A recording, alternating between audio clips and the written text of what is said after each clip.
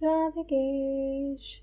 Divine Gita में है एक अध्याय जिसका नाम है कर्म योग। जो कर्म योग को जान लेता है और कर्म योगी बन जाता है वो हमेशा रहता है हैप्पी और एंथुसियास्टिक। इसका मतलब उसके जीवन में कर्मों द्वारा चाहे अच्छे फल मिले या बुरे फल मिले, उसे इस बात का कोई फर्क नहीं पड़ता। वो दोनों ही स्थिति में खुश रहता है, खुश रहता है, खुश रहता है। यही तो है जो हर कोई सीखना चाहता है, क्योंकि जब भी हम कोई कर्म करते हैं, यानी कि कोई एग्ज़ाम देते हैं या कहीं पे पार्टिसिपेट करते हैं, कोई जॉब करते हैं या फिर कहीं बिजनेस करते हैं या किसी के लिए कुछ स्पेशल तैयारियां ही क्यों नहीं करते हैं या खाना ही क्यों नहीं बनाते हैं, हर कर्म से जुड़ी हुई हमारी कुछ आशाएं होती हैं, कुछ एक्सपेक्टेशंस होती है। और कर्म करने के बाद अगर रिजल्ट्स हमें अच्छे मिले जैसा हम चाहते हैं तो हम बड़े खुश होते हैं, लेकिन हमेशा तो वैसा नहीं होगा जैसा हम चाहेंगे। तो अगर रिजल्ट्स उन कर्मों के वो मिले जो हमें पसंद नहीं आए, यानी कि जो हमें नहीं चाहिए थे वैसे आ गए, तो हम बहुत ज़्यादा दुखी हो जाते हैं। इसलिए हमारे जीवन में जितना दुख है उतना ही सुख है, जितना सुख है उतना ही दुख है। लेकिन अगर आपने कर्म योग को जान लिया तो आपकी स्थिति हो जाएगी हमेशा सुखी सुखी सुखी। आपको फिर किसी भी बात का दुख नहीं हुआ करेगा। इसीलिए ज़रूरी है कि हम कर्म योग को समझें समझें समझें। कर्म योग को समझना बहुत ही सरल है। डिवाइन गीता में हमारे श्री कृष्ण जी ने बहुत ही सरल लैंग्वेज में कर्म योग को समझाया है। सो डिवाइन गीता में कर्म योग की डेफिनेशन हमें मिलती है। स किसी भी कर्म को बिना इच्छा के कीजिए, किसी भी कर्म को बिना इच्छा के कीजिए और ईश्वर कृपा से जो भी फल मिल जाए उसे ईश्वर को ही अर्पित कर दीजिए। ईश्वर कृपा से जो भी फल मिले उसे ईश्वर को ही अर्पित कर दीजिए। ये कहलाता है कर्म योग।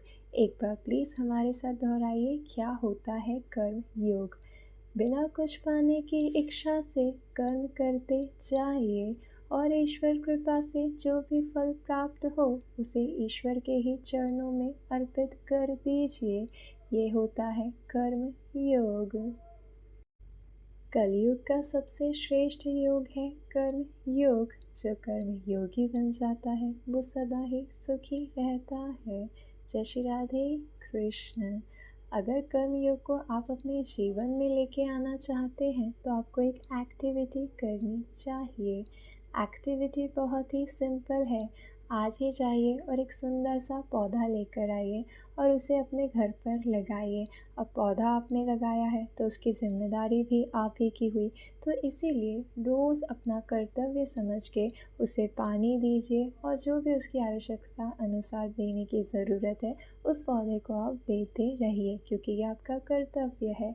लेकिन कुछ भी पाने की इच्छा तो आपकी नहीं होगी, क्योंकि आपने पौधा बस लगाया है, उसे पानी देना आपका कर्तव्य है। तो आप अपना कर्तव्य समझ के बस कुछ भी पाने की इच्छा के बिना अपना कर्म करते रहिए, पौधे को पानी देते रहिए। लेकिन जब कर्म करेंगे तो अवश्य ही फल तो ईश्वर की कृपा से मिलते ही हैं। तो आपके कर्मों के द्वारा किसी न किसी दिन उसमें बहुत सुंदर सुंदर फूल खिल के आ जाएंगे, तो आप बहुत ही प्रसन्न होंगे। उस समय आपको पौधे से अनुमति लेनी है और उनके फूलों को ले जाके प्रभु के चरणों में अर्पित कर देना है। तो यही करते करते आप कर्म योगी बन जाएंगे। आपने पौधा लगाया, बिना कुछ पाने की इच्छा से उसकी सेवा की, उसे पानी दिया और जब उसमें कोई फल आया, यानी कि जब उसमें कोई फूल आए, तो उसे ले जाके आपने प्रभु के चरणों में अर्पित कर दिया। तो इस तरीके से आपने कर्म योग किया। और जो कर्म योगी होता है उसे ईश्वर की विशेष कृपा मिलती है, ईश्वर का विशेष आशीर्वाद मिलता है। और वास्तव में सच तो यही है कि आप जीवन में सफलता अपने कर्मों द्वारा नहीं, केवल केवल केवल गॉड के आशीर्वाद द्वारा ही पा सकते हैं। तो ईश्वर का आशीर्वाद उन्हें मिलेगा जो कर्म योगी होंगे। जो इस एक्टिविटी को करेगा उसके अंदर से कर्म योग जाग जाएगा और आप अपने जीवन के हर कर्म इसी तरीके से करने लगेंगे। आपको कर्म करते वक्त कुछ भी पाने की इच्छा नहीं होगी, कुछ भी खोने का डर नहीं होगा। आप अपने कर्मों को करेंगे बस अपना कर्तव्य समझ के। तो जब आप कर्तव्य समझ के बिना किसी पाने की इच्छा से कर्म करेंगे तो आपको जो कुछ भी फल मिलेगा उससे आपको प्रसन्नता ही होगी, प्रसन्नता ही होगी।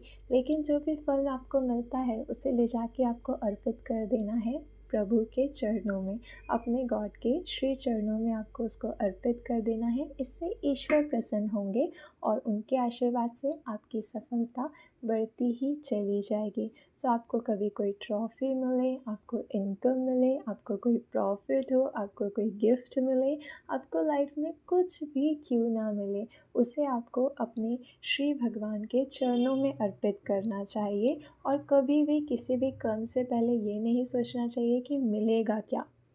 बस कर्तव्य समझ के हर कर्म को कीजिए बिना कुछ पाने की इच्छा से। जब ईश्वर की कृपा से फल मिलेगा तो प्रसन्न होकर उसे प्रभु के चरणों में ही अर्पित कर दीजिए। इससे प्रभु प्रसन्न होंगे, राधे कृष्ण का आशीर्वाद मिलेगा और आपकी सफलता, आपकी खुशियाँ बढ़ती ही चली जाएगी। साथ ही साथ आपका और श्री भगवान का एक गहरा रिलेशन भी बनता चला जाएगा। सो कर्मयोग क्या होता है और हम कर्मयोगी कैसे बन सकते हैं, ये दोनों ही बातें हमने आपके साथ शेयर की। अब आप इसको ध्यान में रखिए और आज ही एक पौधा लेकर आइए जिससे आप हमेशा याद रख सके कि कर्मयोगी कैसा होता है। Be a Karmayogi and live life with happiness. Thank you. Hare Krishna, Radhe Krishna.